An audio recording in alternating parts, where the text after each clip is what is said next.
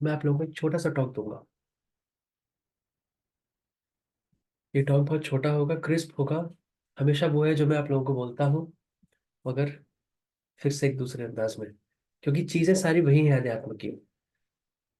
बस उसको अलग अलग तरीके से आपके दिमाग में डाल के आपको फिर से एक बार जोल्ट देना पड़ता है, आपको फिर से जगाना पड़ता है। आपके दिमाग के दरवाजे पे फिर से नॉक नॉक नॉक करना पड़ता है।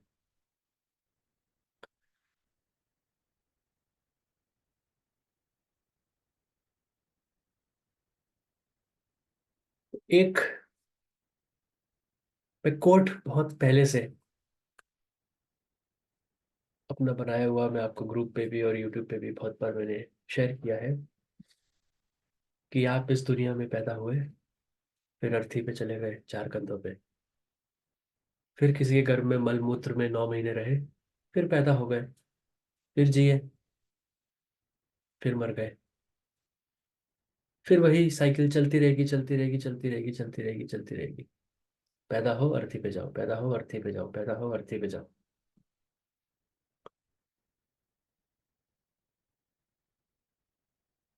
अध्यात्म अपनी वो सारी बातें अलग हैं कि मैं आपको कहता हूं कि मनुष्य जीवन में आने का मकसद क्या है, मोक्ष है, ये है वो है, वो सब ठीक है। कभी आपने खाली समय में किसी ने भी, आप खाली बैठे हो, छत देख रहे हो अपने बेड पे लेटे हुए, कभी आपने अपने से प्रश्न किया कि ये कब तक, कब तक चलेगा ये जो कार्यक्रम है पूरा? पैदा हो अर्थी पे जाओ, मलमूत्र पे फिर 9 महीने रहो, फिर पैदा हो, फिर अर्थी पे जाओ, मलमूत्र पे 9 महीने रहो, कब तक ये कार्यक्रम चलाने का आपका इरादा है? दूसरा सवाल, इस शरीर में मृत्यु के बाद क्या, इसके बाद क्या? ये दो सवाल कभी अपने आप से किए आपने?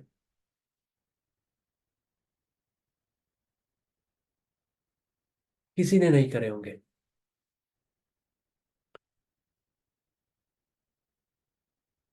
क्योंकि जब तक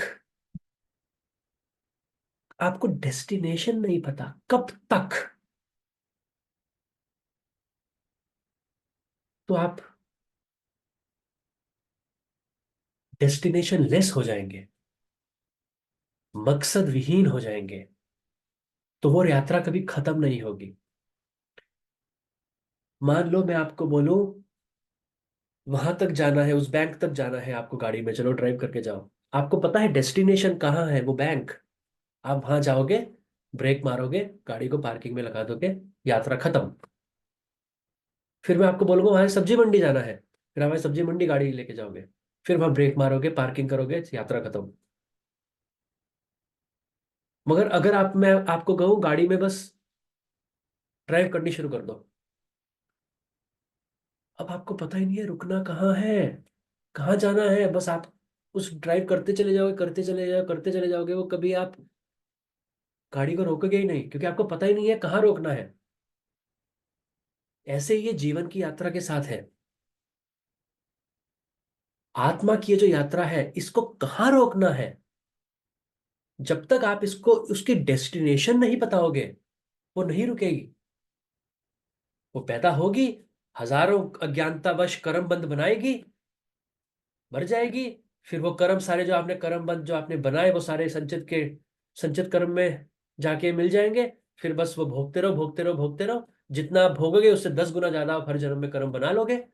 वो यात्रा आपकी खत्म नहीं होगी। वो तभी खत्म होगी जब आप अपने से ये सवाल पूछेंगे अपनी आत्मा से, कब तक। वो जो सवाल है वो आपकी इस यात्रा के अंत की शुरुआत है। उसके बाद जब वो जवाब आएगा, सवाल आएगा दिमाग में कब तक, तब आप उसकी खोज में, उसके जवाब की खोज में आप निकल पड़ोगे कि कब तक। फिर धीरे धीरे धीरे धीरे आप उस ज्ञान तक पहुंचोगे।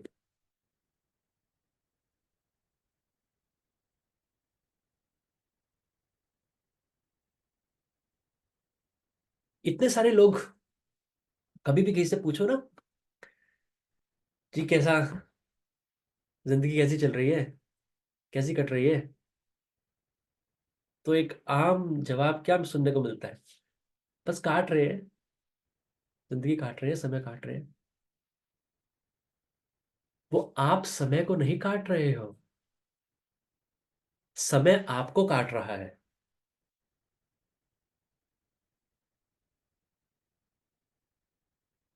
आप में इतनी समर्थ नहीं है, सामर्थ्य नहीं है कि आप समय को काटो। समय आपको काट रहा है, क्योंकि हर पल हर श्वास जो आपके अंदर से निकल रहा है, वो अपने साथ एक एक प्रारब्ध लेके आ रहा है। उसके साथ साथ आपका मृत्यु का समय निकट आ रहा है। वो अवसर इस जन्म में, इस मनुष्य चोले में आने का, कि मरते समय तक कुछ उन्नति पाके चले जाओ आध्यात्म में, या तो इस जन्म में वहां तक पहुंच जाओ अपने मकसद तक, या आगे के जन्म कम कर लो। वो आप नहीं कर रहे हैं। तो समय हर पल आपको मृत्यु के निकट लेके जाता चला जा रहा है, तो वो आपको काट रहा है, आप उसको नहीं काट रहे।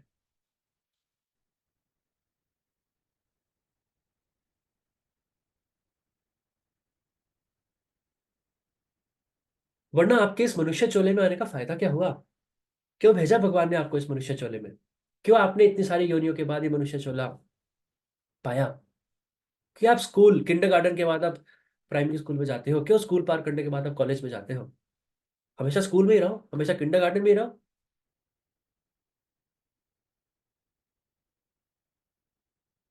तो आपको विवेक दिया है, वही आपको पशुओं से अलग करता है, जानवरों से अलग करता है। वो जो विवेक है, वो आपको आपको मन बुद्धि, उससे आपको किसी सही और गलत के निर्णय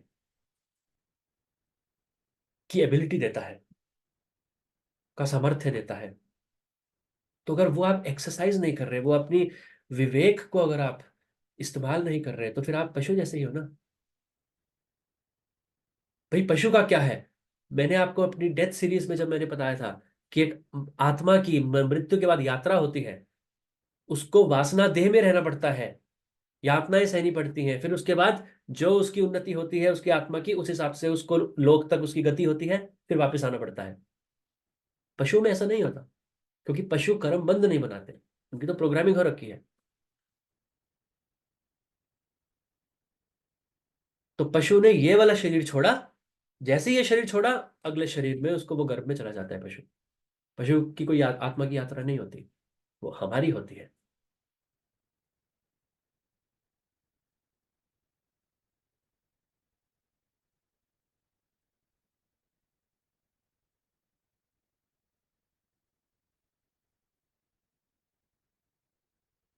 अब कोई भी चीज हो, वो खत्म कब होती है?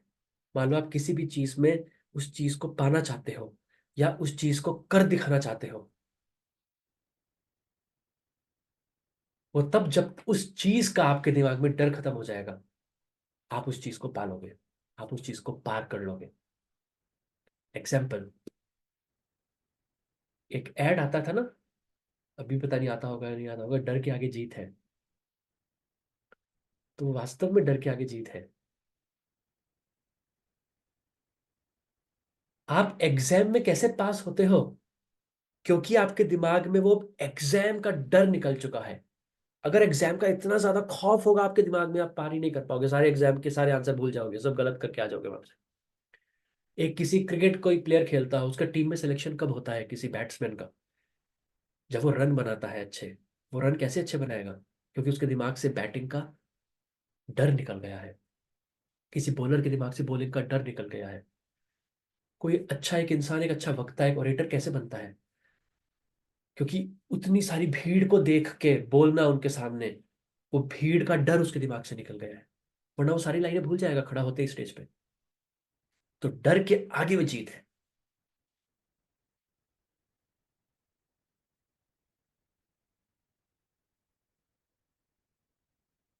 ऐसे ही इस आत्मा की यात्रा में भी डर के आगे जीत है। और वो डर किस चीज का? वो डर मृत्यु का। मैं हमेशा कहता हूं आपको, अननोन का फियर होता है। हर किसी के दिमाग में कोई चीज अगर ना पता हो, उसका डर होता है। अच्छा है वायरस, अरे अरे क्या होगा इससे, क्योंकि वो आप देख नहीं पा रहे उस चीज को। अननोन। भूत प्रेत किसी ने देखा नहीं, पर सुना है। अननोन, फियर उसका। ऐसे मृत्यु को किसी ने नहीं देखा। देखा है पुराने जन्मों में, पर वो इस जन्म में आप वो अपनी मेमोरी भूल जाते हैं। तो इस जन्म में आपने उस चीज को चखा नहीं है, तो उसका डर है आपको मृत्यु का। इसलिए मैंने आपको बताया था, in samadhi a yogi experiences death every single day.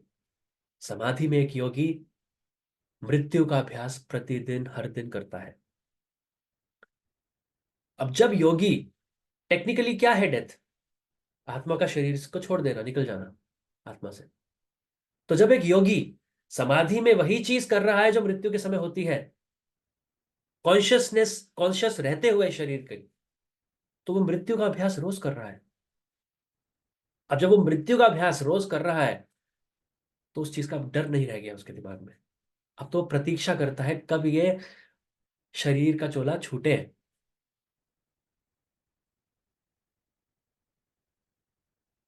क्योंकि अब जब वो समाधि में अपनी उन्नति के हिसाब से अलग अलग लोगों में जाता है,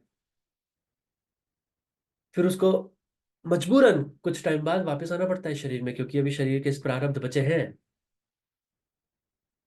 तो वो इंतजार करता है कि बार बार आना पड़ता है यहाँ पे बेफजूल में, कब प्रारब्ध खत्म हो और कब इस शरीर से पीछा छूटे और कब वहां में परमानेंटली चला जाऊं।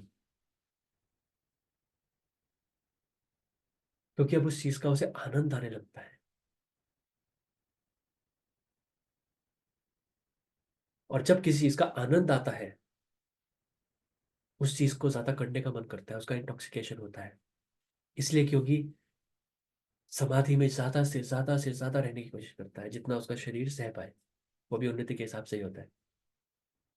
जो रात में 1 घंटा, फिर 2 घंटा, फिर 3 घंटा, फिर 6 घंटा, ऐसे बढ़ता चला जाता है। तो इसलिए डर के आगे जीत है, और या आप ये भी बोल सकते हो डर के आगे आनंद है।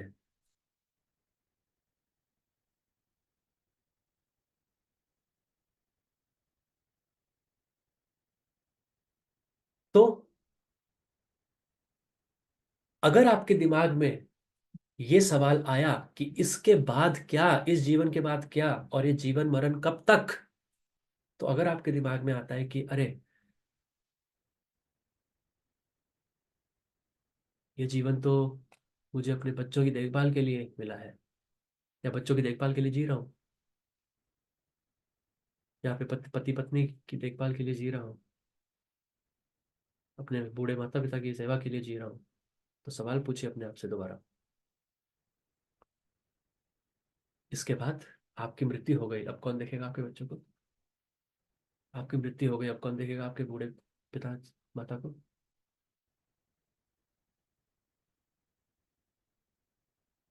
तो इसका जवाब है, कोई किसी को नहीं देखता।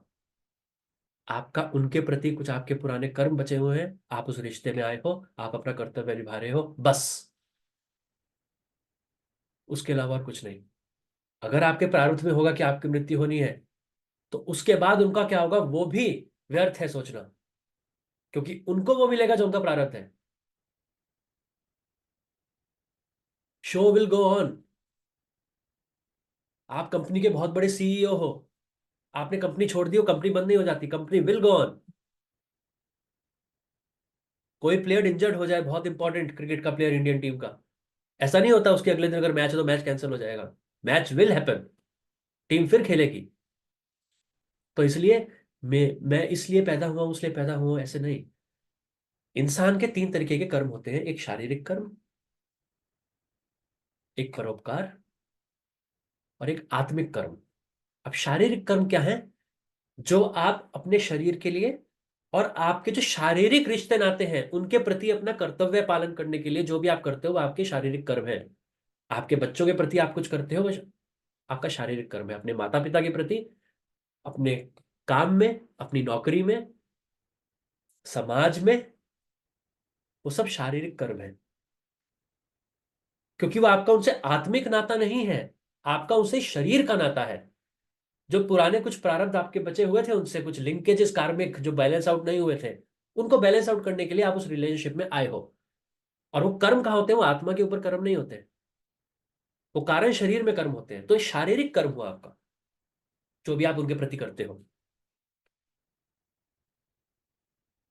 इसी में एक शारीरिक कर्म में ही एक परोपकार वाला कर्म आता है, वो शारीरिक कर्म के अंदर ही आप उसको मान लो, पर वो एक शारीरिक कर्म से ऊपर के लेवल का कर्म है। उसमें आप समाज के प्रति जब उनका परोपकार करते हो, समाज का, गरीब लोगों को दान करना या कुछ भी करना, तो वो आपका परोपकार आ गया। मगर एक इससे बिल्कुल भिन्न एक कर्म होता है आत्मिक कर्म। वो आत्मिक कर्म ये होता है, आप किसी की आत्मा को आपने कुछ फायदा या नुकसान पहुंचाया। एक गुरु जो होता है, वो गुरु अपने शिष्य के साथ जो उसके कर्म होते हैं, वो आत्मिक कर्म करता है गुरु। आप भी अगर, या मेरी आत्मा भी अगर किसी को आध्यात्मिक यात्रा में उन्नति पाने में कुछ मदद करती है, तो मैं वो आत्मिक कर्म है, वो मेरा, मेरी आत्मा का कर्म है, शरीर का कर्म नहीं। तो हर चीज को बैलेंस आउट रखना है। शारीरिक कर्म में इतने व्यस्त ना हो जाओ कि आत्मिक कर्म को भूल जाओ, या आत्मिक कर्म ही करने के लिए शारीरिक कर्म को से भागो मत, क्योंकि वो शारीरिक कर्म जो कर्तव्य आपके हैं, उसका भी आपको पालन करना है। तो इन सबको बैलेंस आउट रखना है।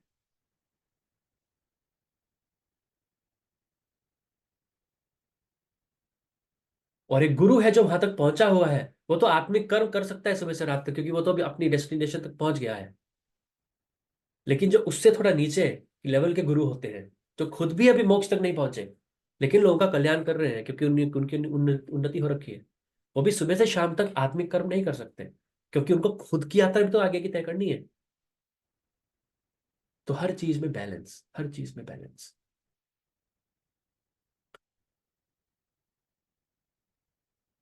अब यहां पे आता है प्रारब्ध, क्योंकि प्रारब्ध तो भोगना ही है। कुछ कर लो आप, उसकी इंटेंसिटी आप कम कर सकते हो, पर प्रारब्ध तो आपको भोगना ही है। अब मैंने कहा कि शारीरिक कर्म और आत्मा का कर्म और परोपकार, इन सबको अलग अलग करना है, बैलेंस, इसको मिक्सअप नहीं करना। अब वो आपके प्रारब्ध के हिसाब से है कि आप किस परिवार में जन्म लेते हैं, किस परिस्थितियों में आप खुद को पाते हैं, कैसी आपकी नौकरी होती है, कैसे आपकी आर्थिक परिस्थिति होती है, जिससे वो आत्मा की यात्रा तय करना, वो मोक्ष तक की यात्रा तय करना, वो फाइनल डेस्टिनेशन मकसद तक की यात्रा तय करना आसान होगा या मुश्किल होगा, वो आपके प्रारब्ध बताएगा। कईयों के लिए बहुत आसान होता है, उनके पास पूरा समय होता है सुबह से शाम तक, कोई आर्थिक दिक्कत नहीं होती, कुछ ऐसी रिस्पॉन्सिबिलिटी नहीं होती कि पूरा समय वहां निकल जाए। पर कुछ लोगों के प्रारब्ध ऐसे होते हैं कि आर्थिक दिक्कत है, सुबह से रात तक अगर काम ना किया तो मुश्किल हो जाएगी परिवार में। तो अध्यात्म में वो इतना ध्यान नहीं दे पाते, इतना समय नहीं दे पाते। तो वो आपकी प्रारब्ध के हिसाब से ऊपर नीचे हो सकता है,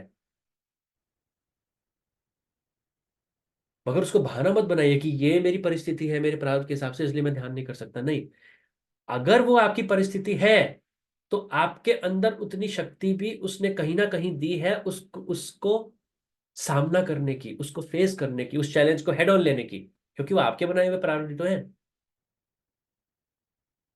लकी ड्रॉ में थोड़ी हुआ था कि वो आपको पैदा होते हुए प्रारब्ध ऐसे ही मिल गए। नहीं, वो आपके हैं। तो लोग क्या करते हैं, जब भगवान के पास जाते हैं मंदिरों में घंटे बजाने, या तीर्थ स्थान पे जाते हैं, अरे भगवान मुझे मेरी नौकरी लगवा दे, मुझे पैसा दे दे, मेरे बच्चों को पास करवा दे, ये वो, भगवान कुछ नौकरी नहीं देता, भगवान कोई पैसा नहीं देता, कोई बच्चों को पास नहीं करवाता। वो सब कर्मों के हिसाब से होता है। हाँ, पर आप भगवान से ये मांग सकते हो कि भगवान मुझे शक्ति दे, मुझे उतनी शक्ति दे कि वो जो प्रारब्ध है मेरे, अगर वो बहुत ज्यादा अवरोध डालने वाले मेरी आध्यात्मिक यात्रा में, ऐसे अगर प्रारब्ध भी हुए मेरे, तो मुझे शक्ति दे के मैं उनसे निपट पाऊं। ये मांगो आप। आप मांगते हो पैसे दे दो, नौकरी दे दो।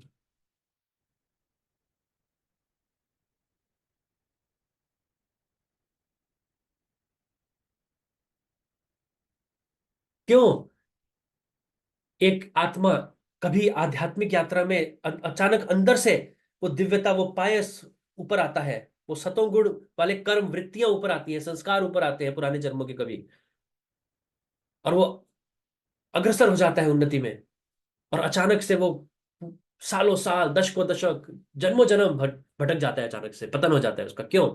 क्यों उसके बाद वो अगले जो प्रारब्ध है वो ऐसे अवरोधक आए कि वो उसमें भटक गया।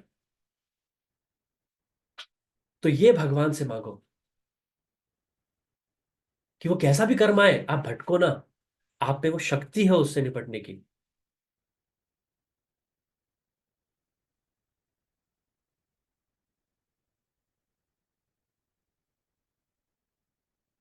इसलिए हम एक चैंट भी गाते हैं ना, my lord I will be thine always, I may go far, farther than the stars, but my Lord, I will be thine always.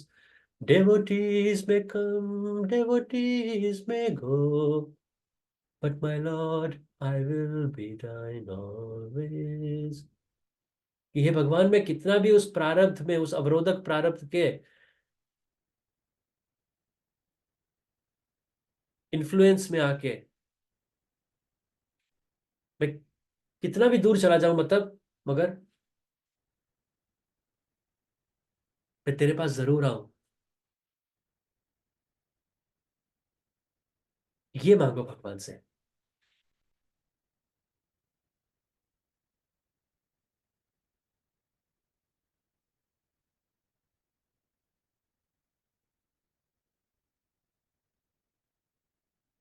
और अगर मैं ब्लंटली आपको बोलूं, बिल्कुल साफ आपको बोलूं,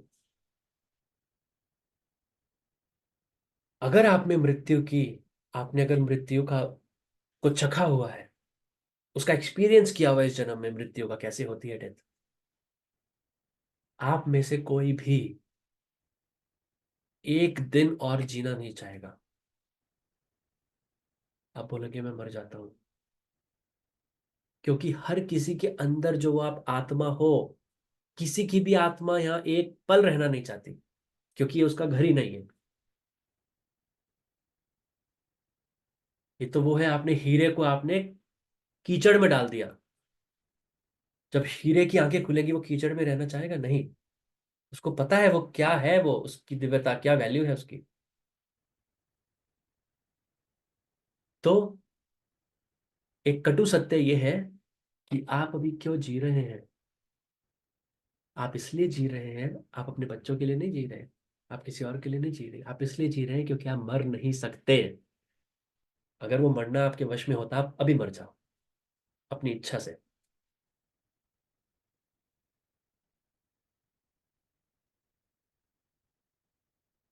क्योंकि आत्मा कैद है अभी, इस तीन परतों वाले पिंजरे में भी कैद है आत्मा। वो उड़ना चाहती है, वो नीले आसमान में उड़ना चाहती है, मगर आपने उसको कैद करके रखा हुआ है।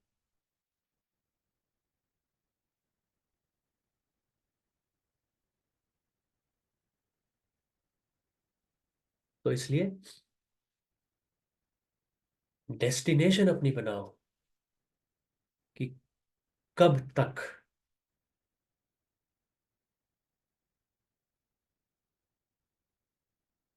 और वो जब डेस्टिनेशन आपकी बन जाए, तब संकल्प लेके अंदर, इच्छा नहीं, मैंने पहले भी आपको बोला था, इच्छा नहीं, इच्छा तो किसी भी चीज की हो सकती है, पानी पीने की इच्छा, खाना खाने की इच्छा। संकल्प अपने अंदर लो कि उस डेस्टिनेशन तक कैसे भी करके पहुंचना है। फिर ज्ञान अर्जित करो कि कैसे वहां तक मैं पहुंच सकता हूँ जल्दी से जल्दी, कम से कम गलतियां किए बगैर। तब आप वहां तक पहुंचोगे। और वो केवल ध्यान ही करवा सकता है। ध्यान के अलावा कोई और रास्ता नहीं है जो आपको वहां तक पहुंचाए, जो आपको मृत्यु का अभ्यास करवाए जीते जी। क्योंकि जब तक आपको समाधि नहीं मिलेगी, जब तक आप समाधि की स्टेज में मिनिमम नहीं पहुंचेंगे, तब तक वहां का रास्ता तय करना, बोलना व्यर्थ है। और जब मैं ध्यान बोलता हूँ, तो ध्यान केवल ये वाला ध्यान नहीं जो मेडिटेशन करते हैं, किसी भी चीज का ध्यान हो सकता है। ध्यान क्या है? टेक्निक ही है ना कोई। अब मैं आपको ध्यान, हम ध्यान में क्या करते हैं? एक किसी अपने इष्ट देव या गुरुदेव या ओम या कुछ भी, एक ध्येय वस्तु पे अपना मन को टिकाते हैं, उस एक थॉट पे। फिर वो कब वो विचारहीन अवस्था में पहुंच जाता है, वो आपके हाथ में नहीं है। ऐसी कोई भक्ति योगी होता है, वो उसकी अपने गुरु के प्रति प्रेम इतना हो मीराबाई की तरह, कि वो वन थॉट जोन उसी इष्ट के बिना कुछ ना सोचे। वो भी वन थॉट जोन है, तो वो भी ध्यान है। विधि अलग है। तो ध्यान के अलावा कोई और रास्ता नहीं है।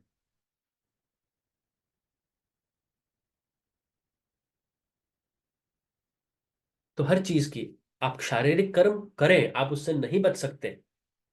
अर्जुन को कहा है गीता में कृष्ण ने, तुम कर्म करने से नहीं बच सकते। तो जो तुम्हारे कर्तव्य हैं, तुम्हारी रिस्पॉन्सिबिलिटीज है चारों तरफ, वो आपको करना है। मगर एक सीमा बांध लो। मैंने आपको चार जो पुरुषार्थ होते हैं, धर्म अर्थ काम मोक्ष, उस वाले वीडियो में भी मैंने आपको बताया था। पैसा अर्जित करना है तो कितना? अच्छा, इतनी मेरी जरूरत है, नहीं मुझे तो थोड़ा और इकट्ठा करना है, ठीक है थोड़ा और कर लो, पर एक सीमा मान लो। बच्चों का देखभाल करनी है तो कब तक? बस यहां तक एक सीमा बांध लो। इसके बाद नहीं, इसके बाद अब वो बड़े हो चुके हैं, वो अपना ख्याल खुद रखेंगे।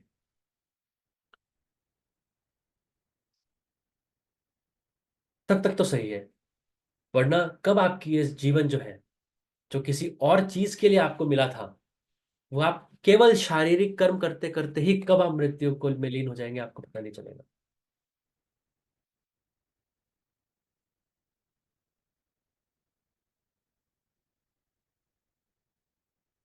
क्योंकि वो सारे जो ध्यान है वो सब यही हो सकता है शरीर के रहते रहते। मैंने आपको बोला है सेमी डाइटीज कितनी होती है, इतने स्वर्ग लोक में इतने देवता हैं, वो भी इस शरीर में आने की लॉन्गिंग है उनके अंदर। तड़पते हैं वो शरीर में आने के लिए। क्यों? वहां पे ध्यान, वहां पे सब आनंद वगैरह सब है वहां पे, मगर वहां पे ध्यान नहीं हो सकता। वहां पे आप अपने पुराने कर्मों को भोग के कम नहीं कर सकते, पुराने कर्मों को जला नहीं सकते। वो केवल इस फिजिकल बॉडी, इस व्हीकल के अंदर ही होगा। तो इसकी वैल्यू समझिए।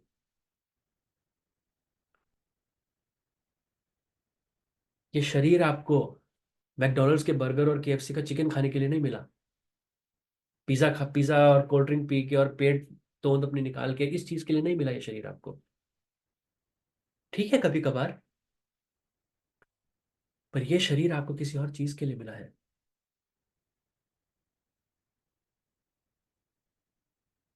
ठीक है। तो जब आपके अंदर खाली समय में जब ये विचार आए कि कब तक, आखिर कब तक ये कार्यक्रम चलता रहेगा, तब सोचिए कि आपकी आध्यात्मिक यात्रा की शुरुआत हुई है। ठीक है। तो आज के लिए इतना ही। अगर आपको कोई भी कुछ पूछना है, आप थोड़ा बहुत हल्का फुल्का पूछ सकते हैं, क्योंकि आज दोपहर को हमारा एक सेशन भी है पॉलिटिकल। तो अगर किसी का कोई क्वेश्चन हो, आप प्लीज पूछ सकते हैं। उत्तम जी प्लीज पूछिए। नमस्ते सर। नमस्ते। सर मैं ये पूछ रहा था कि सर मतलब हर एक इंसान की मृत्यु निश्चित होती है, जैसे 30 साल होती है, 40 साल, 60 साल। मतलब क्वेश्चन थोड़ा मतलब फटा है सर, कि मतलब सबके सेम क्यों नहीं होती, क्योंकि सबके कर्म तो मतलब वो किसी के समझो मैथ्स, एक बार मैथ्स लगाते हैं सर मैथ्स की तरह, ये समझो 100 कर्म है एग्जाम्पल। तो मतलब एक जन्म में 20 कर्म भोगना, 20 20 मतलब 5 जन्म लेना पड़ेगा। तो सबके भी ऐसे ऐसे कर्म होते हैं ना सर, कि मतलब 100 एग्जाम्पल, किसी के 120 हुए तो मतलब वो 6 बार जन्म लेगा। तो ऐसा सर क्यों नहीं होता सर? क्योंकि कोई बंदा तो 20 साल में मर जाता है, तो भी अगला जन्म तो उसको लेना होता है। तो सर 20 20 साल में क्यों मर जाता है सर ऐसा? आप गाड़ी में जाते हैं, गाड़ी में आप ट्रेन में गए, ट्रेन में बीच में स्टॉप है 10।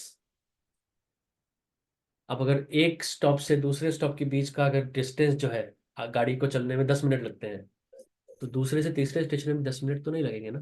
कभी 8 मिनट लगेंगे, कभी 11 मिनट लगेंगे। तीसरे से चौथे में भी ऐसा ही होगा, चौथे से पांचवें में भी ऐसा ही होगा। आप एक जीवन में उतने ही प्रारब्ध कर्म लेके आते हो जितना आपका उस जीवन में एक्सपीरियंस हो सके, आप उसको भोग सको, आप उस परिवार में भोग सको।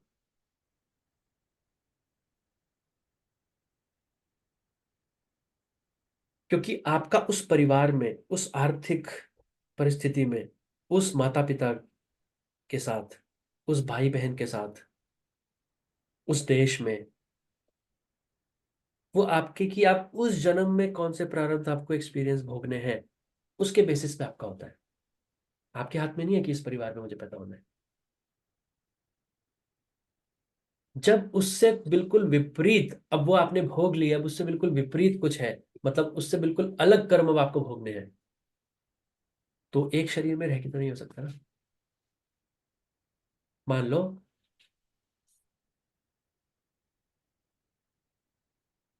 अभी आप एक एक्शन मूवी देख रहे हो, अचानक से आपका मन किया एक्शन मूवी जैसी खत्म हुई, अब रोमांटिक मूवी देखनी है मुझे, तो एक्शन मूवी के बाद अचानक से रोमांटिक मूवी शुरुआत नहीं हो जाएगी। आपको वो मेमोरी कार्ड दूसरा लगाना पड़ेगा, आपको दूसरे फोल्डर में जाके दूसरी मूवी पे क्लिक करना पड़ेगा, या आपको सिनेमा हाउस में जहाँ पे एक्शन मूवी चल रही है उस वाले हॉल से निकल के जहाँ पे रोमांटिक मूवी चल रही है उसमें घुस के देखना पड़ेगा।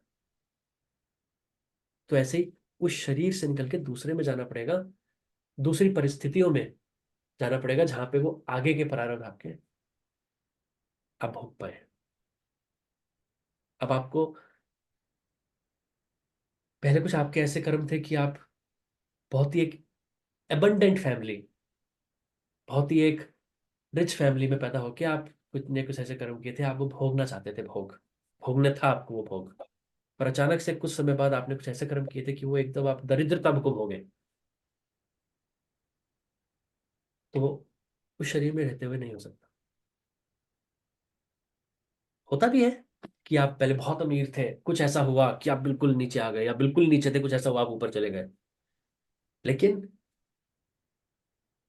जैसे आप केक काटते हैं, अब जब आप केक काटते हैं, किसी का केक आपसे छोटा कट जाता है, पतला सा, किसी का बहुत बड़ा पीस कट जाता है।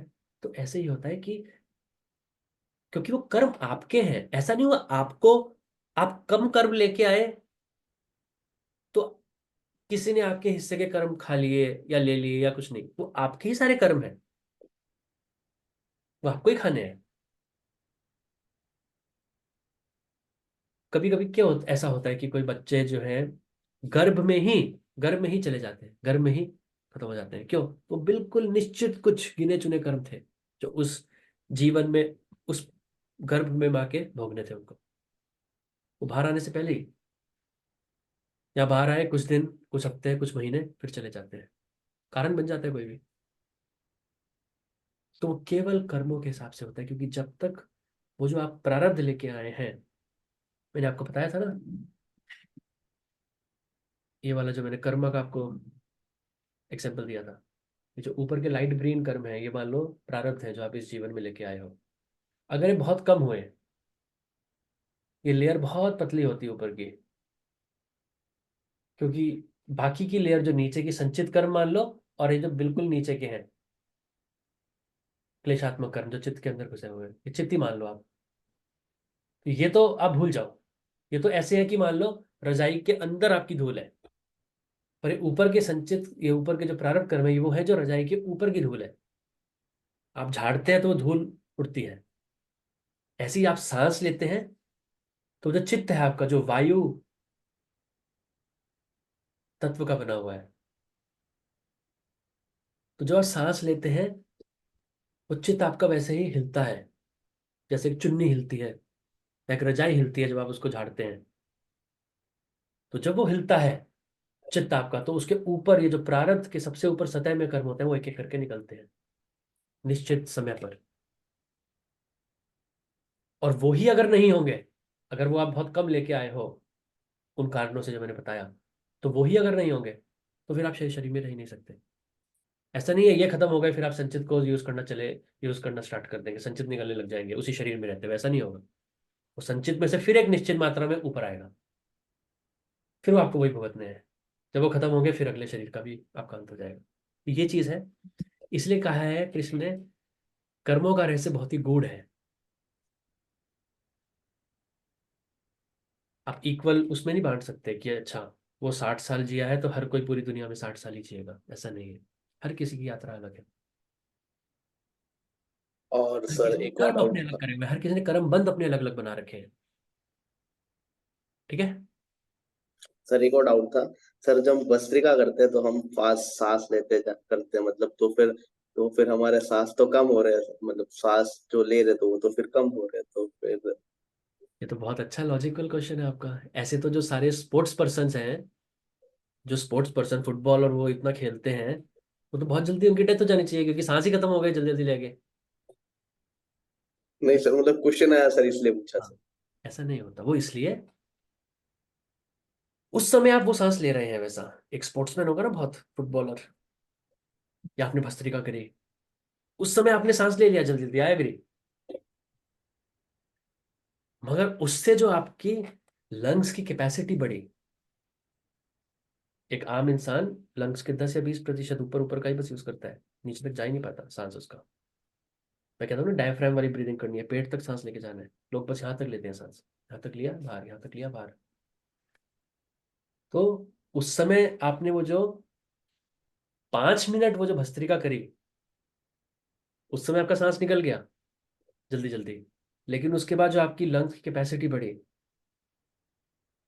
फिर उसके बाद आप देखेंगे ना, आप 1 महीना भस्त्रिका करिए, उसके बाद जब आप देखेंगे कि आप पहले 1 मिनट में इतने सांस लेते थे, अब आप 1 मिनट में इतने सांस ले रहे हैं, वो कम हो जाएंगे आपके बहुत सारा सांस।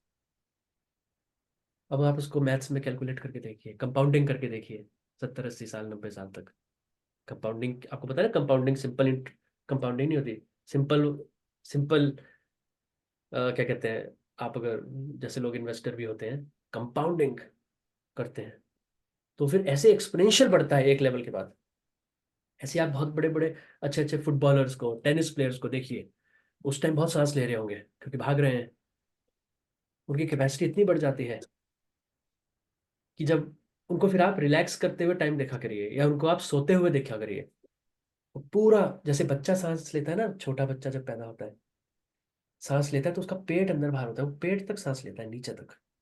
तो ऐसे ऐसे बड़े बड़े जो स्पोर्ट्स प्लेयर हैं, जब उनको सोते हुए आप देखोगे कुछ, उनका सांस इतना धीरे चल रहा होता है, और पूरा अंदर पेट तक बिल्कुल बहुत ही धीरे और बहुत ही, तो वो जितना उन्होंने सांस खेलते हुए जल्दी जल्दी निकाला, उससे कितने गुना वो उसको कवर अप कर लेते हैं। यही आप,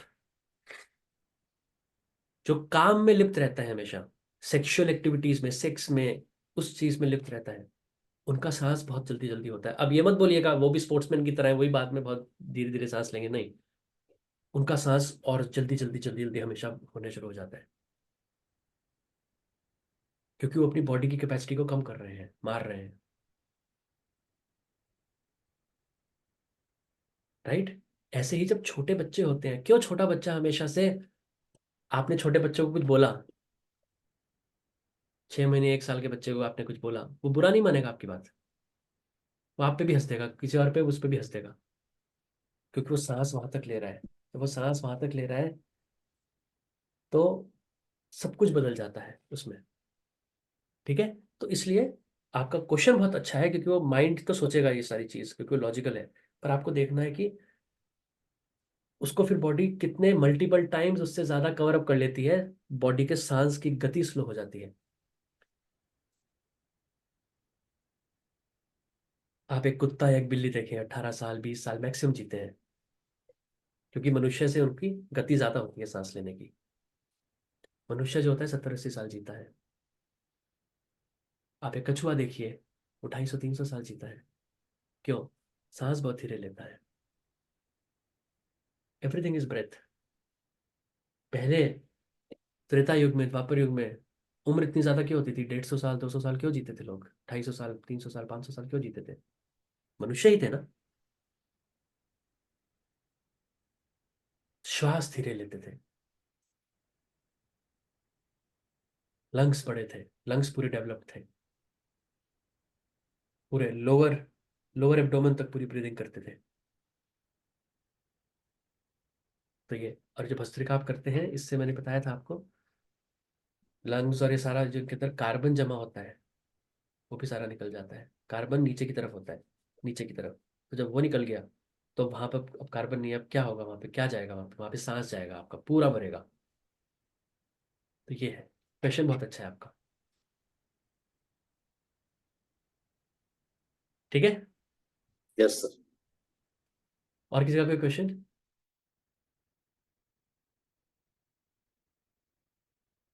अगर नहीं है तो विल रैप अप, और हम दोपहर को 2 बजे। एक क्वेश्चन था सर, सर भगवत गीता की सीरीज कब आ रही है थोड़ा सा रुक जाओ। सर? एक टाइम बता देते सर।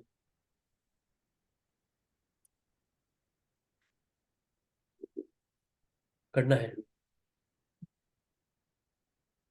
वेट कर रहे हैं सर। या जल्दी जल्दी करूंगा। ठीक है ठीक है। सर। सर क्रिया योग की सर सीरीज अब क्या आने वाली है? क्रिया योग का भी करना है। ठीक है अभी मैं सर। थोड़ा एक दूसरी चीज में। बाइबल की भी पेंडिंग है। क्या चीज? और बाइबल की भी पेंडिंग है। हाँ करेक्ट, सब कुछ पेंडिंग है। ठीक है, तो आज दोपहर को 2 बजे जिस जिसको ज्वाइन करना हो हम फिर से मिल सकते हैं। ठीक है, तो ज्वाइन करने के लिए thank you so much. Thanks a lot sir. Thank you.